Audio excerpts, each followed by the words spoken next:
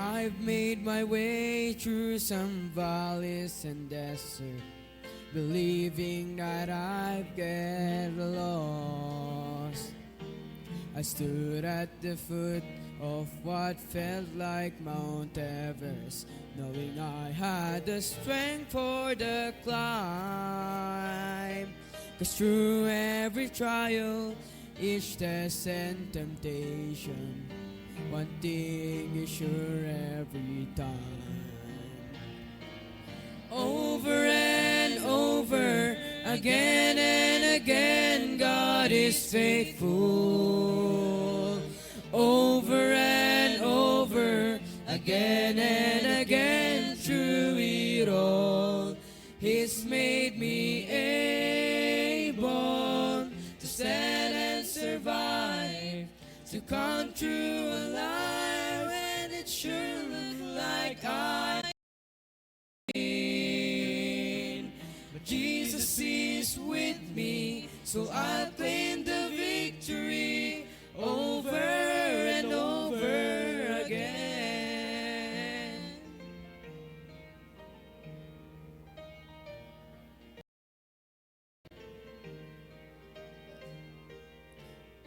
Ask me why, I have no hesitation. God does what He says He will do.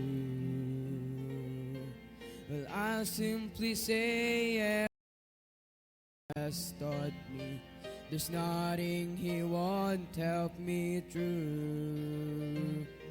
So why should I dwell on the hardships and struggles when beyond them I see the weight is will and this with great celebration, and deep in my heart I believe. Over and over, again and again, God is faithful. Over and over, again and again, through it all, He's made me able to stand and survive, to come through alive, and it sure looked like I couldn't win. But Jesus is with me, so I'll claim the victory over and over again. Over and over, again and again, God is faithful. Over and over, again and again, through it all, He's made me able to stand and survive, to come through alive, when it sure looked like I couldn't win. Jesus is with me, so I'll claim the victory over and over again. Jesus is with me, so I'll claim the victory over and over, over and over, over and over again.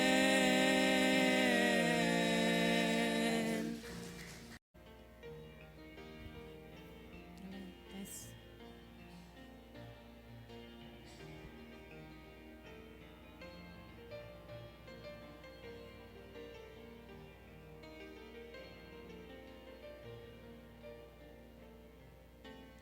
It is hard to understand God's purpose in our lives. It is hard to obey the perfect will of God. But all we need to do is to trust Him with all our heart, because God is faithful every time. God is faithful every time. He will never leave you. God is faithful every time. He will now protect you. All things are come with a purpose. Whether it is hard, still God knows what is best, because God is faithful every time.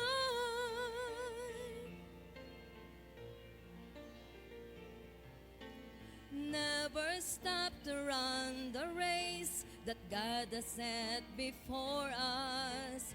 Do your best, and God will take the rest. Lay aside your burden at His feet, because God is faithful every time. God is faithful every time. He will never leave you. God is faithful every time. He will now protect you. All things with a purpose.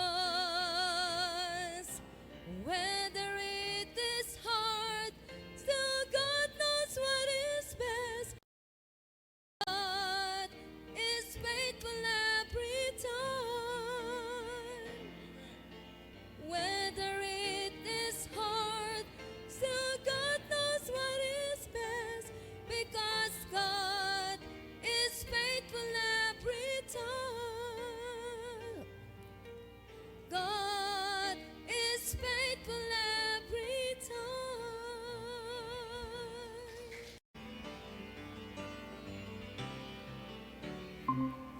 Lately I've been through some testing and trials. Felt like a detour that went on for miles. But standing here now looking back, I can say, Lord, I'm thankful. Some storms I thought I would never survive, but here I am feeling so strong and alive. The darkness is past and the morning is bright, and I'm thankful. Lord, I'm thankful like David after Goliath, like Paul and Silas after the jail. I'm thankful like Daniel after the lions. Lord, I'm thankful. Thankful like Noah back on dry ground. Thankful like Lazarus finally on wood. Every beat of my heart wants to pound. I'm thankful, Lord, I'm thankful.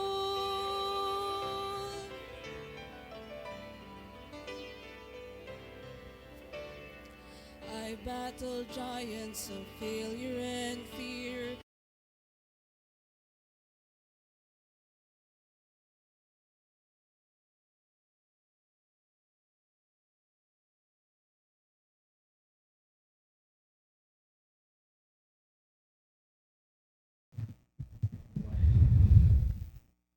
Amen! Naimbag nga morning, kakabsat. At ngayong umagang ito ay araw ng Wednesday. Yan. At of course, ang ating mga special na audience ngayon ay mga college students. Yan. Pero syempre ay lahat tayo ay nangangailangang gumising ng maaga at magbuklat ng Biblia. College ka man, working ka man, mother ka man, father ka man, o kabataan ka man, ay kailangan po natin ng salita ng Diyos. Kaya sama-sama po tayo ngayon na mag-aaral, matututo at tatanggap ng mga blessings na nagmumula sa Panginoon. Yan po. At ngayon ay kasama natin sa Facebook Live. May mga ilang kasama na po tayo. At sa Google Meet. Yan, mamaya po na po siguro natin batiin yan si Sir Ariel. Good morning po, sir. At si Ma'am Geraldine.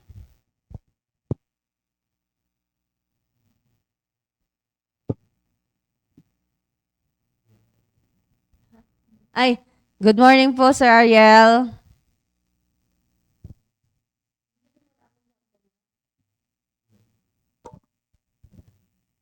Naririnig niyo po ako, sir?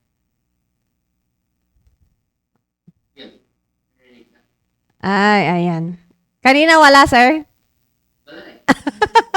Ayan. Ang dami ko nang sinabi. Ah, Ay, okay. Ayun, sir. Nakabati na po kami. Pero, wala pa po sa Facebook. Sa inyo na lang po, sir. Good morning po sa inyo. Good morning kay Ma'am Geraldine. Alright, good morning sa ating lahat. Parang nasabi kaya sila, bakit? Oo. Anyway, good morning sa ating lahat. Magandang umaga. Ngayong bag, nagtapa, kanya tayo amin.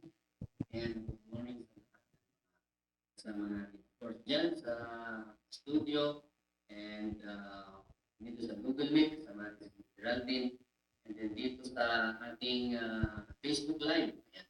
So, dito, Emilia, or si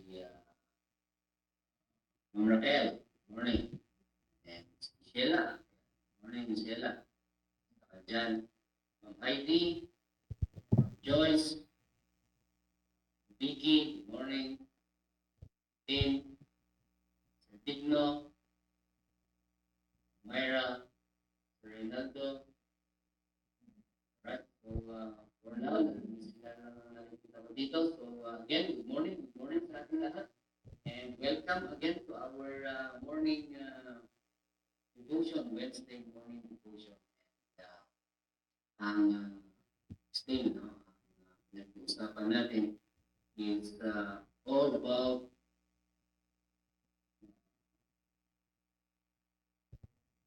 soul winning and discipleship. It's a privilege again na dito tayo ngayong umaga for us to hear, listen. So, mag-aaral ulit sa lahat. For anything else, tayo ay sandaling manalangin. Let's pray. Dakilan namin Diyos, maraming salamat sa umaga ito. Thank you, my Father, again sa pagkakataon po. Kami ay aral ng inyong salita. And we pray, my Father, for wisdom this morning and for our hearts also.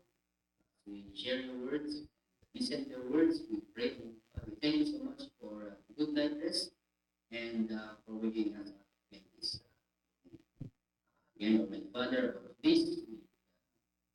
We give you all the glory and praise. Give us sins in Jesus' name we pray. Amen. All right. So again, is all about our meaning and discipleship. And this morning is would like us to go back sa pinaka-basic na ating matutunan about itong pinag-usapan natin now is the wisdom of winning souls. Okay, so most of us is including me, no? Ako po hindi exempted dito sa pag acknowledge natin that in soul winning there is wisdom in it, no less than King Solomon, the wisest man who ever lived. Sabi niya sa Proverbs 11:30, very familiar verse po ito sa atin, the fruit of the righteous is a tree of life. Okay? And he that winneth souls is wise. So pag makita natin yung una, no, na sinabi niya dito is that the fruit of the righteous, okay, it is life. It is a tree of life. It is not a tree of death. Okay, and so alam po naman natin what is the meaning of life and death in terms of anong tawag dito? Ay, bakit nawala sila? Ayun. Okay. So, wala yung screen mo. Kala ko. Okay. So, alam naman natin, again, no, if we speak of life and death, sabi ng in the Bible is that it's not, it may be literal, okay, na life, death. However, what's the inner meaning, okay, of this is that it's eternal life. Alam po natin na we are blessed to have this kind of understanding na kung saan pag pinag-uusapan po natin ang life and death is that not only the literal one but more importantly now is that eternity. We may live here for even 100, 110 days. Ngayon nga, pag 70 years old, 80 years old ng tao, is that it's already parang beyond yung normal lifespan ng isang tao. Pag nakaabot ng 100, binibigyan pa nga natin ng ano na yun, award and reward. Okay? May mga monetary, okay, na mga award yung persons that are what you call this, reaching the age of 100, yung mga centenarian, no? However, we are blessed as Christians because we know that merong mas higit pa doon sa 100 years, no? Eternal, to which ito yung sinasabi dito na the fruit of the righteous, okay, is a tree of life. And so ito is yung winning. Bakit niya sinabi dito? Because sa isang kwan niya is that sa next phrase niya is that sabi niya, he that winneth souls is wise. Bakit niya sinabing ganyan? Because those who are winning souls are bringing these particular souls into a life. These particular persons souls into eternal life versus eternal death. Kaya nga the fruit of the righteous, the ones that are winning souls, is wise. Notice dito that Solomon connects the soul winning with wisdom. Okay? Kasi nga, yung first phrase niya is actually the parang naka-anchor itong those who win souls are wise because the fruit of the righteous, because those who are winning souls, they are the tree of life. And so the dictionary defines wisdom. What's this wisdom? Ang alam kasi natin is that ang wisdom is different from ang ating intelligence or know it all, 'di ba? For sabi nga niya diyan sa 1 Corinthians 3:19 is that for the wisdom of this world, okay, is what? Foolishness. Okay, foolishness with God. Okay, but yung wisdom ng Panginoon, okay, yun yung righteous wisdom. And so, if we speak of wisdom, sabi niya dito, having or showing experience, knowledge, and good judgment. And so, pag sinasabi natin wisdom, it is a wise person, it is not only smart, they are not only intelligent, but someone who makes sound choices that benefit, unang-una, others, okay, and themselves. Kaya nga, ang napakagandang ang trap ng mundong ito is that ang akala nating worldly wisdom is that one, no, na will benefit others and ourselves. Marami yung ganon, okay? Na kung saan ang alam natin yung ginagawa natin is something that benefits, okay, others and ourselves. Alam nyo, maybe, okay, perhaps, merong mga ganyan. Kanya nga lang, ang totoong wisdom na kung saan this will benefit themselves and others is the wisdom that is coming from God. And one of those wisdom being para ipakita ang wisdom natin is that when we win souls. Okay? And so, the Bible gives us a deeper understanding of what wisdom is. Okay? In Hebrew, the word used is hekam, meaning skillful, prudent, and discerning. Sa Greek naman, the word sophos carries the sense of being spiritually insightful. And so, pag makita natin sa Proverbs chapter 1 verse 7, sabi niya, the fear of the Lord is the beginning of knowledge. But fools, anong nasa kanila? Despises wisdom and instruction. In James 3:13, sabi niya, who is a wise man? Okay? And endued with knowledge among you. Let him show out of a good conversation his works with meekness of wisdom. So ano to? The biblical wisdom is not merely intellect. Sometimes nga sabi ko sa atin kanina is that ang intellect natin, we rely on our merely on our intellect is that yun pa ang magpapahamak sa atin. Marami. Alam po natin yan. Marami na kung saan they thought that their worldly wisdom and worldly intelligence, okay, and knowledge is that it is what will bring them to success, being prosperous, 'di ba? So, pag makita natin yung nangyari sa Bible na kung saan yung isang rich man, 'di ba? Is that wala na akong paglalagyan ng mga kung ano-ano ko. So anong gagawin ko? Pa pa I'll I'll I'll put up more okay, barns para doon ko ilalagay. Yun yung wisdom ng tao. Okay? And so instead of yung wisdom ng Panginoon, ang wisdom natin, we rely on that. Anong nangyari sa kanya? It's God himself who has made judgment sa kanya. You fool, sabi niya. Ngayon din lang, wala na. Mauubos na yan. Okay?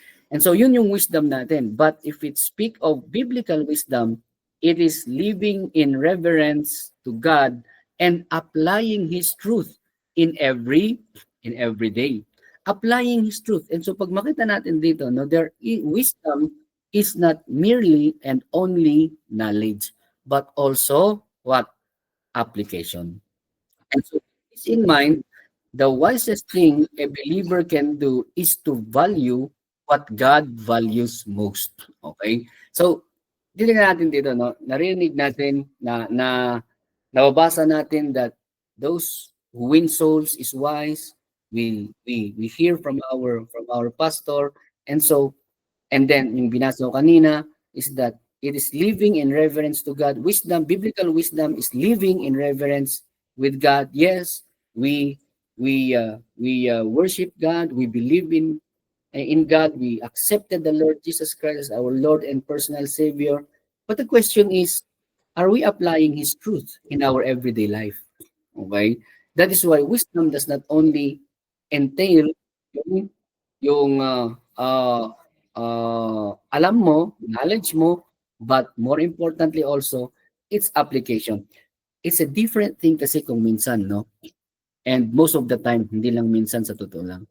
We have the knowledge, we even have the wisdom, pwede nating sabihin yan, okay? But there's no application. So the cycle of wisdom is not complete, okay? And so we may have the knowledge, but we don't have the application. That's the very importance of bakit in preachings, no? Maidi-discuss sa atin yung application niya. Palaging sinasabi yan ng ating mahal na pastor. So, what is the application? Ito na, di ba? So, sasabihin niya kung ano yung application. And so, dito, for example, is that with this in mind, the wisest thing a believer can do is to value. Okay, what God values the most, and what is that? The souls of people. Okay? So, why soul winning is wise? First, because souls are eternal. Sabi ko nga kanina. Diba? And I think all of us, ilang beses na po nating narinig ito. Souls are eternal. Physical, this one that we have right now, physical. Okay? And we may live, even sabihin na lang natin, sino na yung pinakamahabang buhay? Methuselah? Yes. 900 years. But yet he died. Okay? Diba? And so there is no, parang wala yung walang vampire, di ba? Oo, walang vampire na kung saan since time immemorial pa hanggang ngayon is living now. Okay? Sabi ko is that if you look at history and the Bible as the reference, is that Methuselah lived for more than 900 years. Okay? 900 ba? And yet, still, regardless, he still died. Okay? Physically. Diba? And so yun makikita natin. Because, why do we win souls? Because souls are eternal. Okay. Matthew 26, very familiar verse. For what is a man profited if he shall gain the whole world and lose his own souls? Okay? A wise investor, mga kapatid, a wise investor thinks of long term.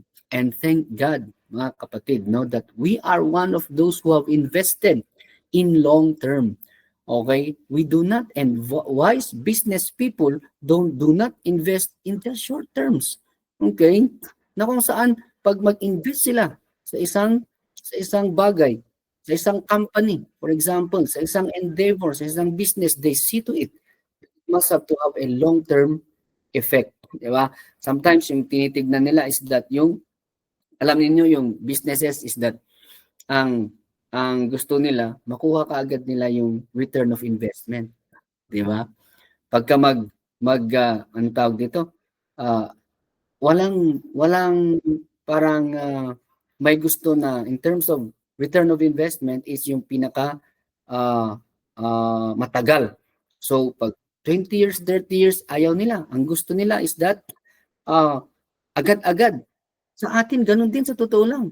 Pag nag-invest tayo, di ba? Pag nag-invest tayo sa ating, to the souls of man, like how God invested and how Jesus Christ invested sa atin, sa totoo lang, yung ROI ko, makukuha na natin kaagad if we truly invested in or accepted the Lord Jesus Christ as our Lord and personal Savior. The moment that your life ends on earth, automatic yan. Okay? 'Di ba?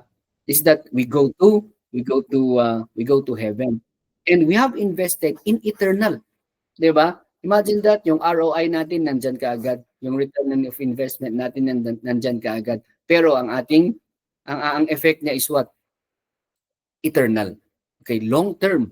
Diba? So no business people would like, na ang kanilang investment is short term lang. So winning souls is the greatest eternal investment. Okay? And then secondly is that because it brings us also eternal reward.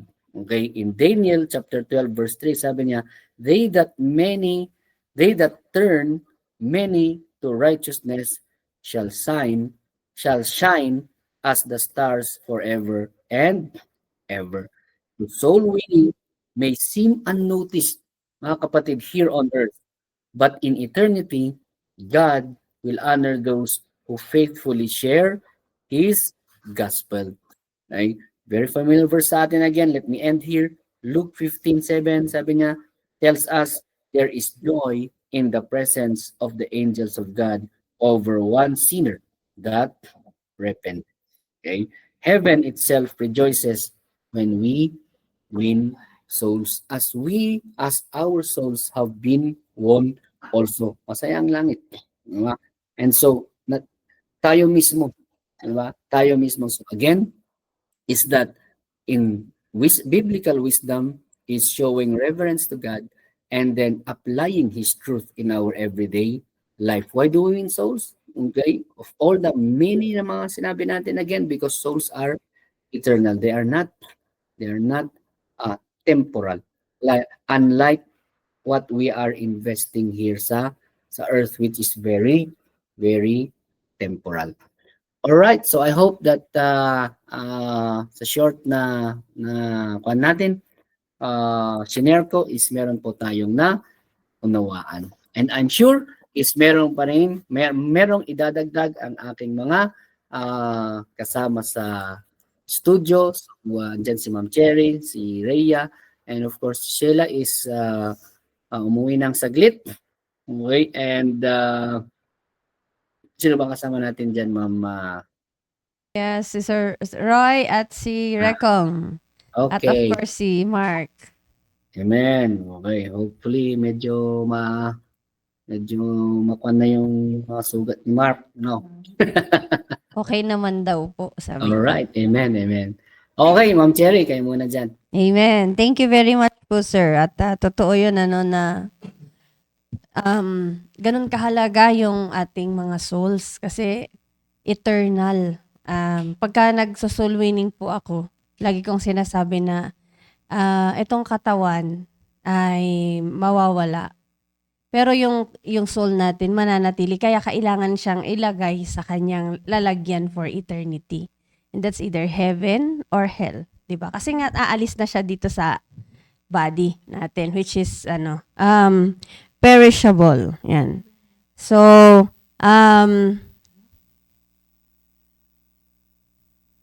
ayan. So, sabi rin ni Sir Ariel kanina ay ang best na paano mo natin malalaman na meron talaga tayong wisdom, it's not only sa head knowledge natin, kundi i-apply natin, 'di ba? And kagaya ng lagi kong naririnig sa mga preachers, pastors natin na the best way to show that you have a true knowledge is your transformation, 'di ba? Alam mo lang, salita ka lang ng salita, yung buong libro, ay buong Bible, sasabihin mo, nabasa mo na ng maraming beses. Pero nasaan doon yung transformation? 'Di ba? So, doon natin makikita na totoong may natutunan na tayo, may wisdom na. And kaya nga po natin ito pinag-uusapan. Kahit kami po na nagsasalita dito sa devotion, laging sinasabi ni Pastor, hindi pwedeng puro salita ka lang.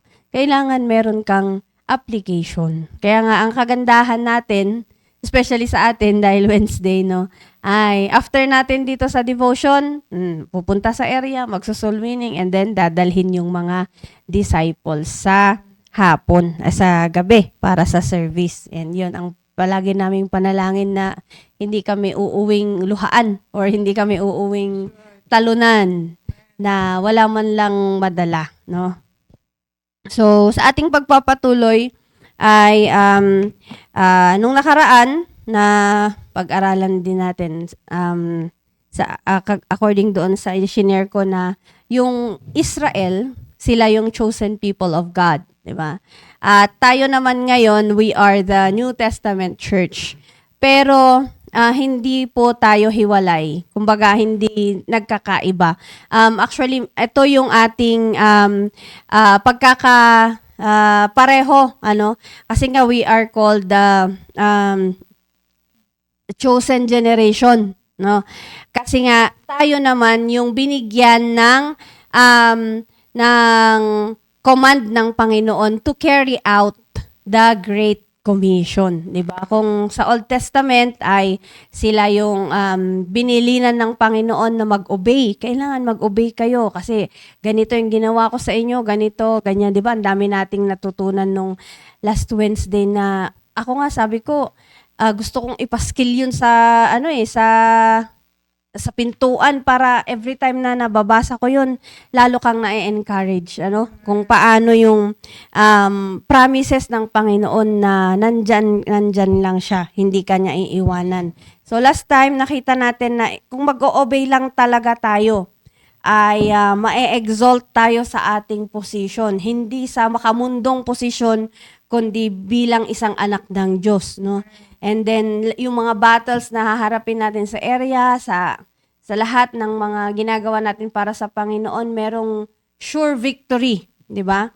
And of course, yung protection ng Panginoon na pre-promise niya. And of course, yung kanyang presence ultimately, no? Na sabi nga ng Bible sa Matthew chapter 28, verse 20, I will be with thee always, even unto the end of the world, 'di ba? So ngayon naman ay kung may mga promises ang Panginoon sa kanyang mga obedient na people, na kinumand niya, ay ano naman kaya yung mga sinabi rin ng Panginoon na pwedeng mangyari sa atin pag hindi tayo nag-obey, 'di ba? Kaya nga ang ganda nung yung sinabi ni Sir Ariel kanina, magkakaroon tayo ng wisdom of God pag tayo ay nag-soul winning. Ngayon, ito ang mangyayari sa atin pag hindi naman tayo nag-soul winning. Ayan. So, well, first of all, yung sabi ni Sir Ariel kasi last time, merong joy sa soul winning. 'Di ba? So, syempre, kung hindi ka nag-soul winning, ano naman yung mawawala sa'yo? Of course, yung joy mo naman ay mawawala. 'Di ba? And sinabi rin 'yan dito sa Lamentations chapter 5 verse 15. Yan. Sabi niya dito, the joy of our heart is ceased or stop, no? Pag cease, sabi natin, stop. Our dance is turned into mourning. Yan. So, once na naging disobedient tayo, kaya nga laging sinasabi ni Pastor, ang mga masasayang Kristiyano, yun yung mga sumusunod sa Great Commission. Sila yung mga nagso-soul winning, nagdi-disciple, kasi ang focus mo talaga kung paano ka maging blessing sa iba eh. Kumbaga, hindi ka nakakonsentrate sa pansarili mong emosyon, 'di ba? So yun yung malulungkot na Kristiyano eh. Sabi nga hindi lang tayo basta nag-a-attend sa mga church services. Kaya tayo mag-a-attend para matuto kung paano rin tayo gagawa, 'di ba? Pero kung puro ka lang attend. Halimbawa, isa kang estudyante, nagsimula ka ng elementary, high school, college, tapos aral ka ulit, masteral, doctorate. Pero hanggang doon lang, aral ka ulit, masteral, doctorate, aral ulit. Pero tatanungin nila, saan ka naman nagtatrabaho? Hindi, nag-aaral lang ako. Aral lang, 'di ba? Parang Kristiyano ka din na 10 years ka nang nag-a-attend sa simbahan, 20 years. Ilang taon na yung anniversary ng church nyo. Ganon din katagal yung pag-a-attend mo. Pero anong ginagawa mo na sa church nyo? Wala. Wala pa siyang ministry, di ba? Hindi pa marunong mag-soul winning. Yan. So, yun yung gusto ng Panginoon para sa atin. Iniligtas niya tayo. Kaya nga hindi pa niya kinukuha yung buhay natin kasi may ipapagawa pa siya, di ba? Pero kung ganyan,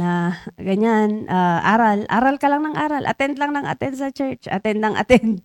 Pero hindi naman na i-apply yung tinuturo sa yung natututunan natin ay it's useless, di ba?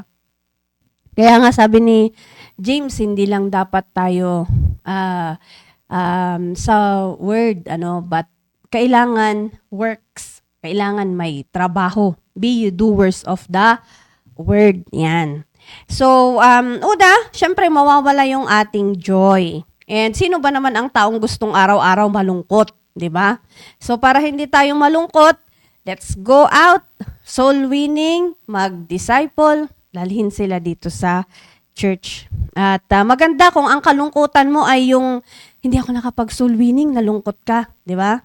Or hindi ako nakapagdala ng bisita. Talagang grabing lungkot, no? Pero ang kalungkutan mo lang ay yung mga bagay na pang-temporal, na kagaya ng sinabi ni Sir Ariel kanina. Hindi yan. Walang kwenta yan.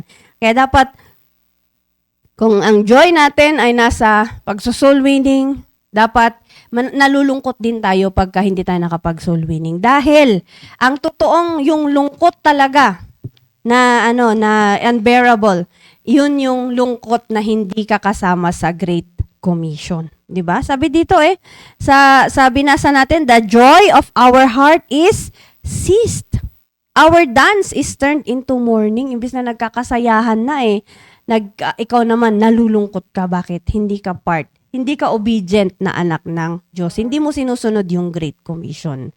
And we are compared to an unfruitful vine. Imagine, binigyan ka ng talino ng Panginoon, binigyan ka ng buhay, ng resources ng Panginoon, and yet, you are like an unfruitful vine. Namumuhay ka lang, pero walang bunga, wala kang pakinabang. 'Di ba? So, mahirap yung ganong kalagayan, especially sa harapan ng Panginoon. Nakakahiya po na nakikinabang tayo sa lahat ng mga blessings ng Panginoon, and yet unfruitful tayo, walang bunga, 'di ba? Hindi tayo nagiging blessing sa iba. So sabi dito sa Hosea chapter 10, verses 1 to 4. Yan, so sabi dito, Israel is an empty vine. He bringeth forth fruit unto himself. According to the multitude of his fruit, he hath increased the altars. According to the goodness of his land, they have made goodly images. Their heart is divided. Now shall they be found faulty. He shall break down their altars. He shall spoil their images. For now they shall say, we have no king, because we feared not the Lord. What then should a king do to us? Verse 4, they have spoken words, swearing falsely in making a covenant. Thus judgment springeth up as hemlock in the furrows of the field. Ayun. So, 'di ba? So nakakalungkot na pagsabihan ka na ay empty ka or unfruitful ka, wala kang kwenta, wala kang kabunga-bunga, 'di ba? Yung nga sinasabi na buti pa daw yung baboy pagka inalagaan mo, pinalaki mo, pagka malaki na siya, ibebenta mo, may meron kang, sabi ni Sir Ariel kanina, ROI, di ba? Return of investment. Yan. So, tayo kaya, kung tayo naman ang titignan ng Panginoon, may ROI kaya ang Diyos sa atin? Di ba? Hindi lang yung puro, ano makukuha ko sa church? Ano makukuha ko sa kapatirang ito? Didikit ako dito kasi, galante siya, nagpapakain sa magagandang restaurant or namimigay ng magagandang regalo. Pero ikaw, ano naman kaya ang return of investment ng Diyos sa iyo? Lahat na, binigay na niya. Buhay mo, hininga mo, kailangan mo. Di ba sabi ng Biblia, isusupply niya lahat ng needs natin. And yet, pagkat humarap na tayo sa Panginoon, ay wala pa lang. We are unfruitful vine. Di ba? Bakit? Dahil hindi tayo sumusunod. Kasi yung hindi natin pagsusoul winning, hindi po yun pagsunod. 'Di ba? Kasi command 'yun kaya nga Great Commission. Command 'yun ng Panginoon. Kaya pag hindi natin ginawa ito, sumusuway tayo. And sabi sa James ay he that knoweth to do good and doeth it not, to him it is sin. Kasalanan yung hindi natin pagsunod sa alam nating instruction ng Diyos sa atin. That's why we become unfruitful. And we are always lost in battle. Kung last Wednesday, napag-aralan natin na meron laging promise of victory ang Panginoon, every time na sinusunod natin siya, yun mang kahit sabihin mong pinagsasarhan ka ng pinto or iniisnab ka or minsan nga minamak ka pa ng mga sinisyaran mo, hindi mo alam victory yun. Bakit? Nakapakinig sila ng salita ng Diyos. And ang sabi ng Biblia, my word will not return to me void. Hindi yan babalik sa akin ng walang kwenta. Marinig nila, bahala na yung salita ng Diyos na anong tawag doon, mag-uukil-kil doon sa kanilang mga isip, yung kahit i-reject nila, pero sabi nung babae kanina, sabi nung nag-share sa akin, meron daw kamatayan, papunta daw ako doon dahil ako ay makasalanan. Hindi ka man niya pinakinggan, pero yung word ng Panginoon, sinabi mo, Romans chapter 3 verse 23, for all have sinned and come short of the glory of God.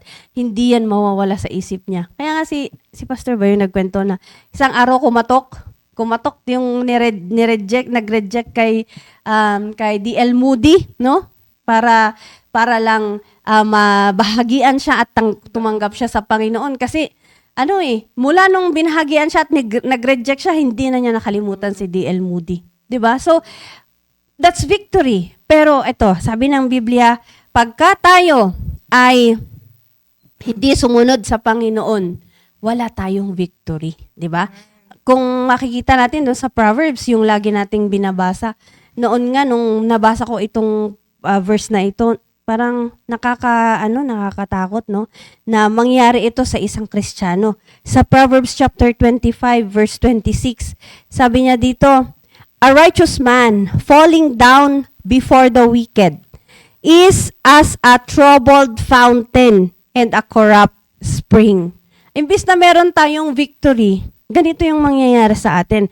We are like a troubled fountain and a corrupt spring. Once again, makikita natin dito sa verse na to, ano ba yung silbi ng isang fountain? Source of water, 'di ba? So dapat ang fountain or spring ay dapat nakaka-quench ito ng thirst, 'di ba? Nakakabigay ng ginhawa. Pero dahil sa kanyang kalagayan, yung righteous man falling down before the wicked. By the way, ang ibig sabihin po nito ay ikaw na righteous, na alam mong tama yung gagawin mo, pero nung nasa harap ka na ng wicked, bigla kang tumiklop at hindi mo ginampanan yung trabaho mo bilang isang Kristiyano, hindi ka nag-soul winning, nahiya ka siguro or I don't know kung ano ang dahilan, tinamad ka sa harapan ng isang wicked, hindi mo siya nasyaran. Hindi mo na gawang bahagian siya ng salita ng Diyos. You are like a troubled fountain and a corrupt spring. 'di ba? Walang victory.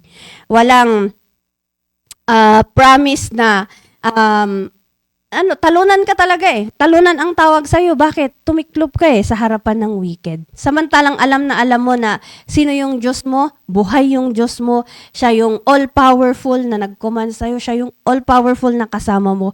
At dapat kung ginawa mo lang yon, nag-soul winning ka lang, siya din yung all-powerful na magbibigay sa'yo ng resulta.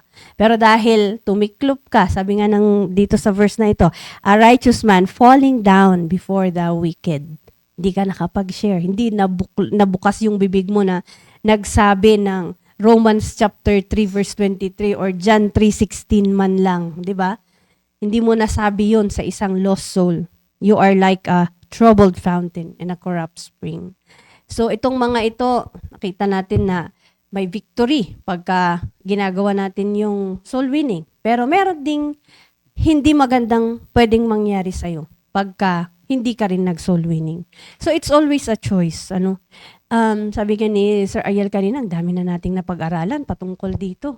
Nung nakaraan nga, sabi nga ni Sir Ariel, may joy. There is joy talaga sa ating pagwiwin ng kaluluwa. Ngayon naman, wisdom. Di ba?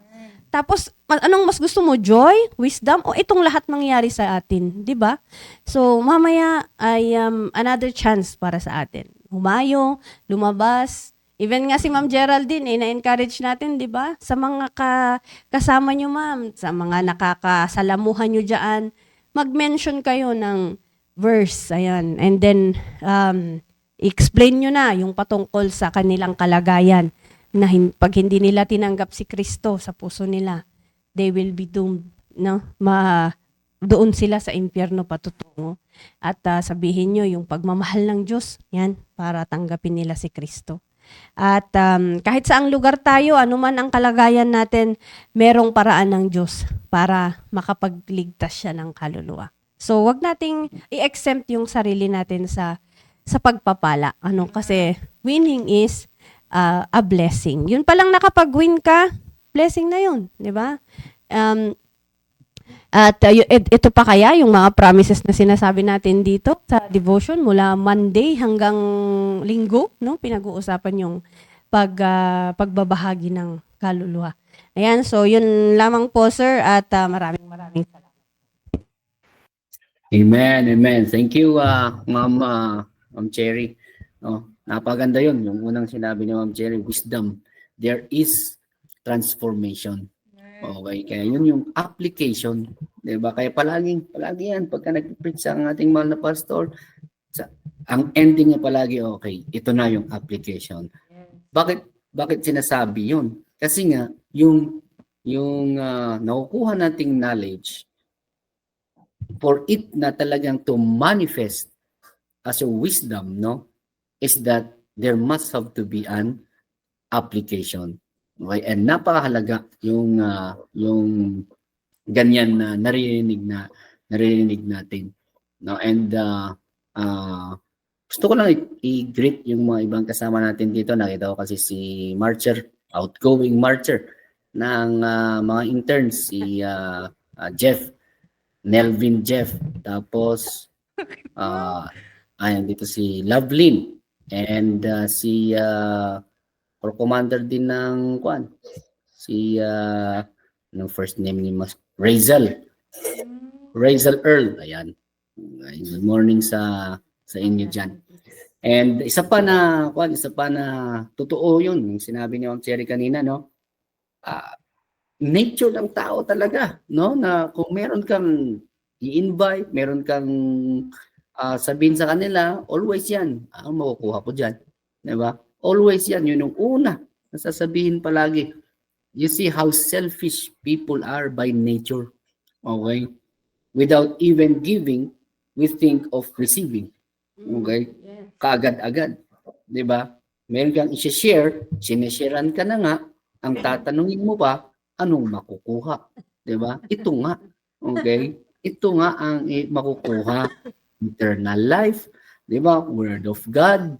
Okay, and karamihan, ang gagawin ko dyan, ay, yun ang walang wisdom. Okay? Yes, that's right. Sa totoo lang, kung tayo, di ba, nakakainis naman ito. Okay, sinisiran mo na, binibigyan mo ng kwan. Kaya nga sabi ko kay kwan, kwento kami Apple kasi ang playground ko talaga is doon sa of course sa school, and then doon sa BCNHS. Dami kahapon nga ah, na maagang natapos yung first na second na meeting kasi 8 to 9, tapos 9 to 9:30 tapos na, then next is mga 10:30 na meeting. So nung I passed my office na papuntang office ko, meron yung gate doon kaya tapos nakita ko ang ganda ng ang ganda ng doon sa kalsada. And so, and then, wala pa namang kwan. Ay, lumabas ako. And then, tingin-tingin ako doon. Pumunta ako ng overpass. Ayun. Yun yung routine kong kwan And then, tignan ko yung mga sa overpass.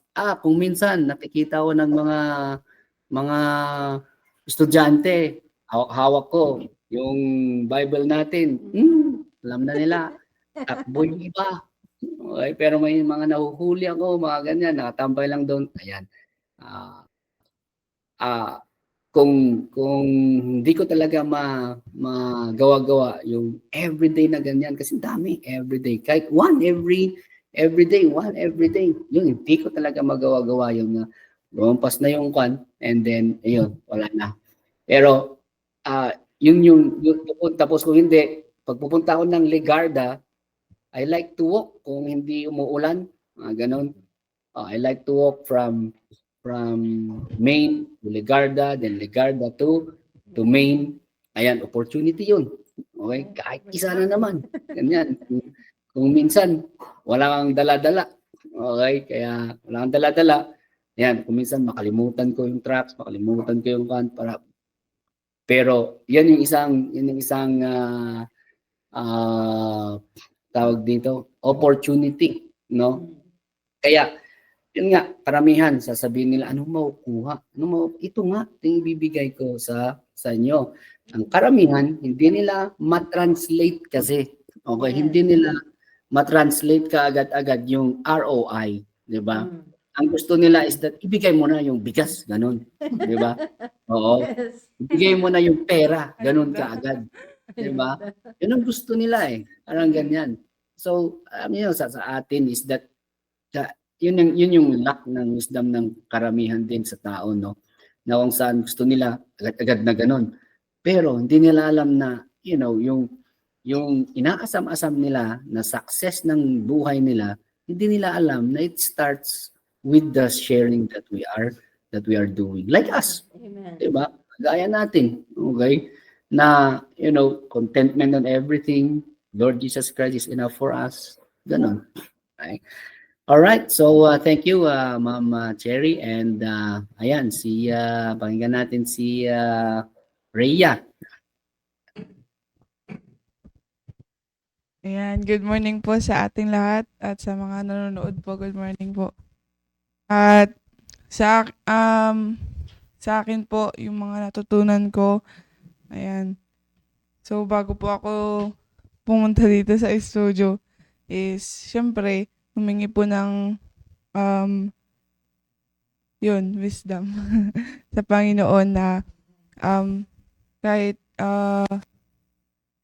sa gantong paraan ay mayroon pa rin akong matututunan. At isang malaking tulong po sa akin tong college devotion. Kasi, ayun nga po na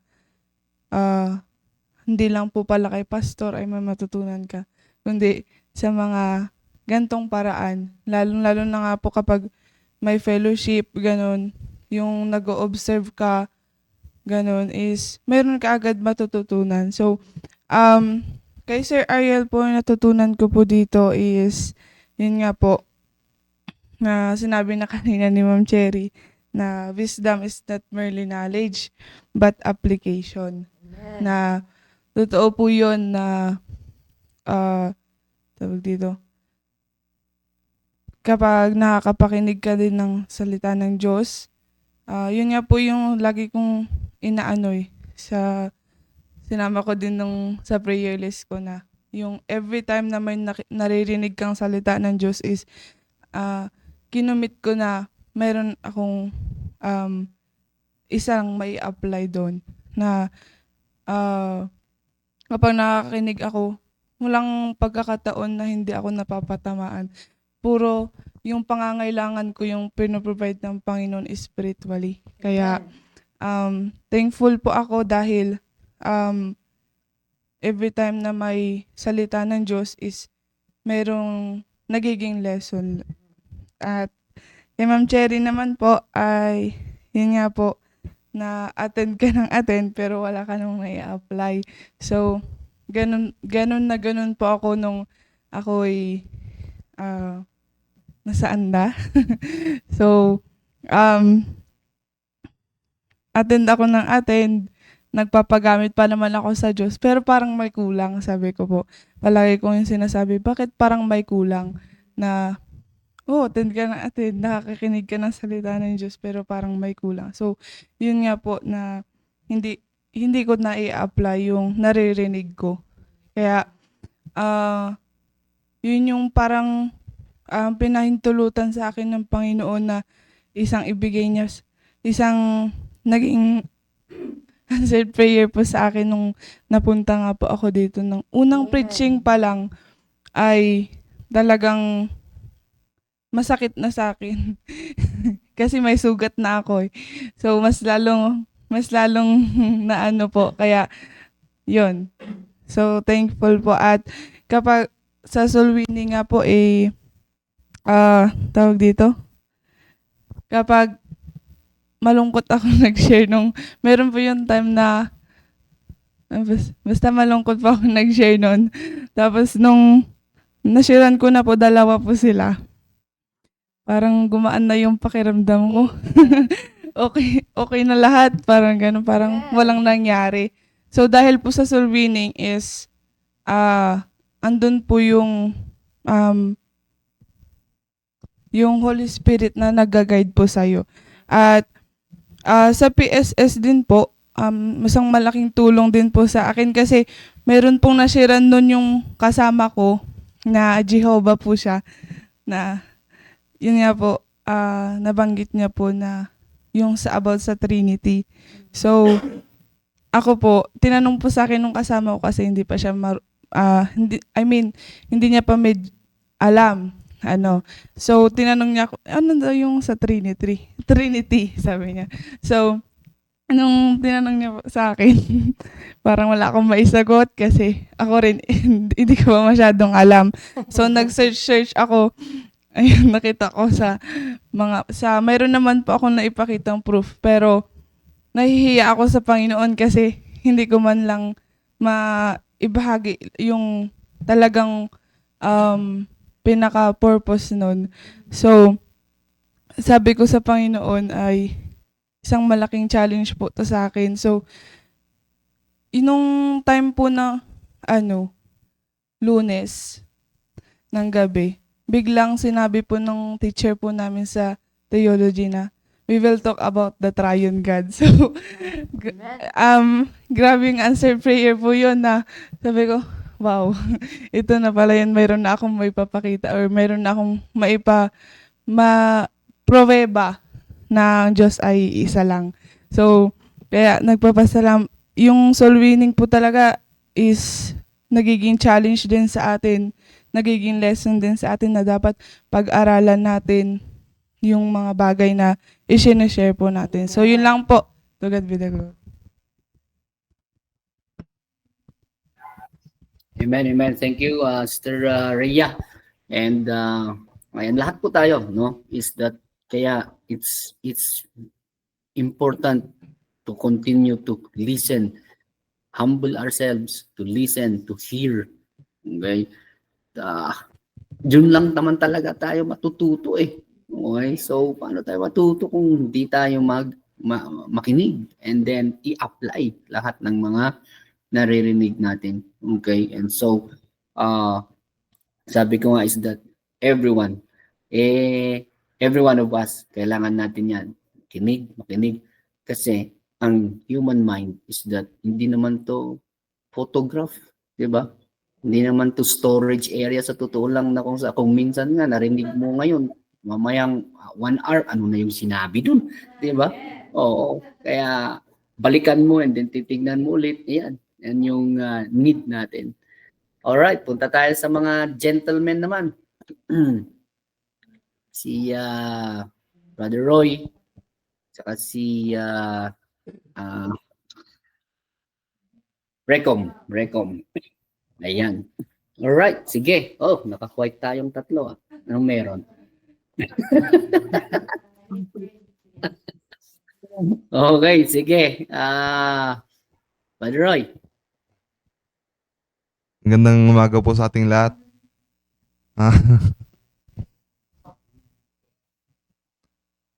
Yung akin po is nagpapasalamat po ako sa wisdom ng Panginoon na binigay niya sa amin. Dahil sa wisdom ng Panginoon is, yun nga po yung sabi ni Ma'am Jerry na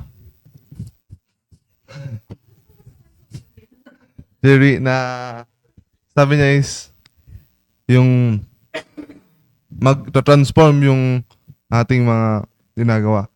Yung sa akin is nun kasi yung una ko pa lang dito nung bago pa lang ako is wala akong alam sa pagsusuluining. Yun. Dahil sa wisdom ng Panginoon na naririnig ko kay pastor sa mga preaching, sa mga sinasabi niya lagi sa amin sa devotion. Yun nga, nagtatransform dahil sa wisdom ng Panginoon. Nagtatransform kami na yung wala kaming alam sa sulwining noon. Dahil sa binigay na wisdom ng Panginoon is dahan-dahan na kami nagtatransform na yung sa sulwining is unti-unti mo malalaman talaga pag nag-obey ka sa Panginoon. Dahil sa pag-obey namin is yung, alam mo yung kasiyahan na pag nakasulwing ka ng isang tao. Dati is hindi ako makapagdala ng bisita.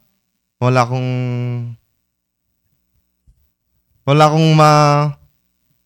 masabi sa kanila na na yung parang hindi ako makahikayat dahil yung puso ko pa is wala pang yung utak ko pa is wala pang alam masyado sa pagsusulwining.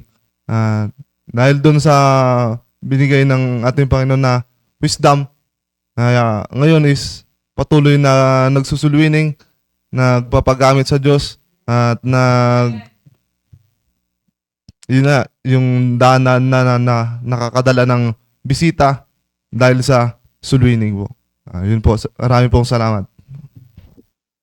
Amen. Thank you, Brother Roy, no? Hindi nyo talaga din alam, no?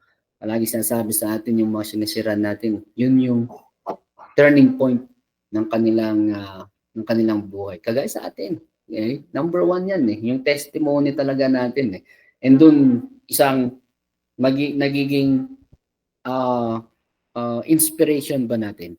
Okay? And motivation natin is una-una, of course, ang ginawa ng Panginoon sa atin. Second is that how we ourselves continue to transform. Okay? Hindi tayo talaga perfect, no? But we continue to transform our lives. Okay, sige. Brother Recom.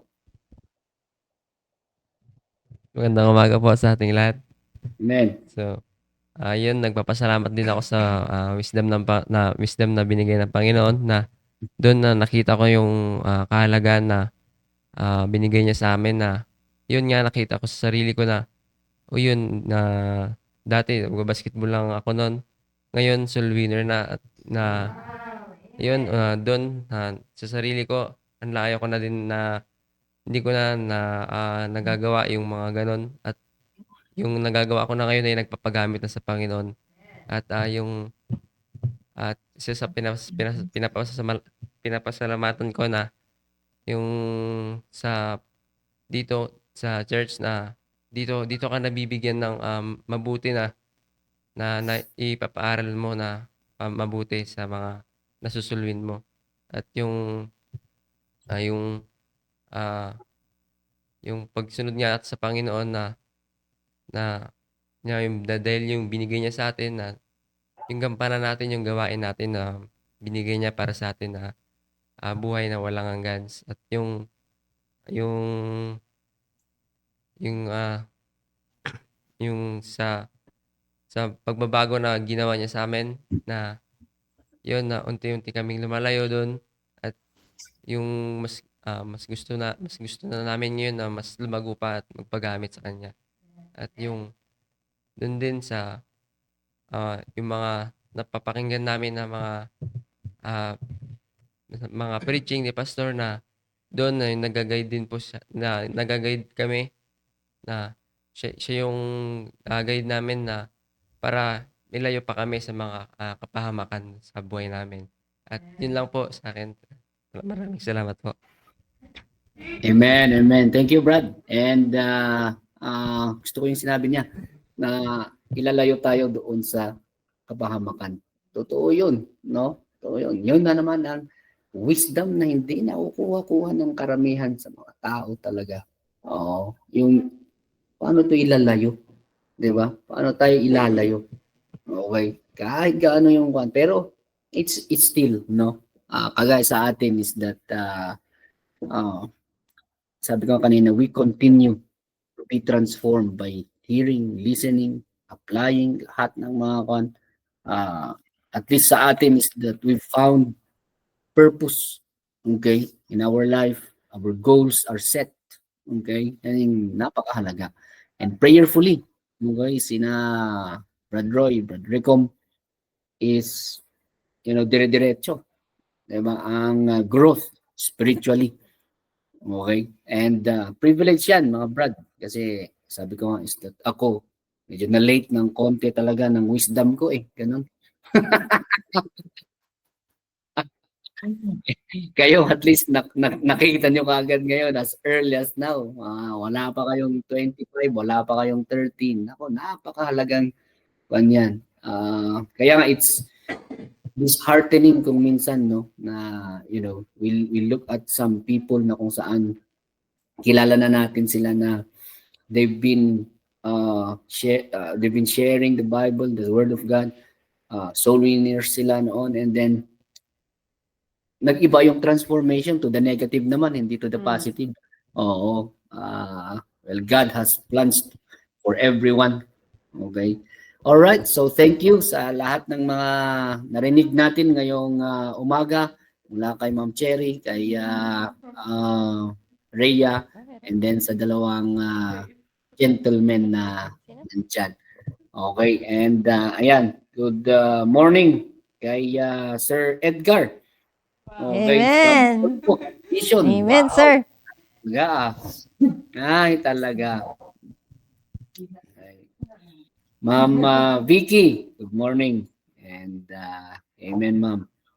And Ma'am Modesta, good morning. Kay Tin. And ayan, si Maya, good morning. Watching Ma'am Rolin. And Sir Nilo. Ayan, Ma'am Heidi. Ma'am Violi. Ayan. Ritz, watching from Qatar. Wow. Okay. And then, ayan, si Clarence. Dito siya. Mark. Si Lizelle. Ayan, good morning sa inyo dyan. Nasaan ba sila? Sa Mindanao. Wow. Sa Mindanao po. Pati si Sheila. Ay, Google Meet ka, Sheila. Yan, Sheila. Miss you. Then, all right. So again, thank you. And kita-kita tayo mamaya sa ating midweek service. All right. Meron pa ba tayong batiin dyan or announcements? Wala na po, sir. Si Ma'am Tin lang magaganda po kasi yung mga comments ni Ma'am Tin. Sabi niya, there is always, ano sabi niya? It's always a privilege and blessing to win souls. Tsaka sabi niya, may joy sa langit, may joy sa soul winning. Yan, Amen. si Ma'am Tintin, everyday soul winner. There is joy in heaven and also there is joy in winning souls. Wow. Amen. Okay. All right. So thank you sa mga kasama natin sa Facebook Live. Ay, umalis na si Ma'am Geraldine. Okay, and thank you sa pakinig ulit sa ating devotion. Alright, so nag-extend tayo ng 7 minutes lang naman. Okay, so alright, tayo sandaling manalangin. Let us pray. Almighty Father, we thank you again for this morning. We thank you sa aming mga narinig. And yes, Almighty Father, give us your wisdom.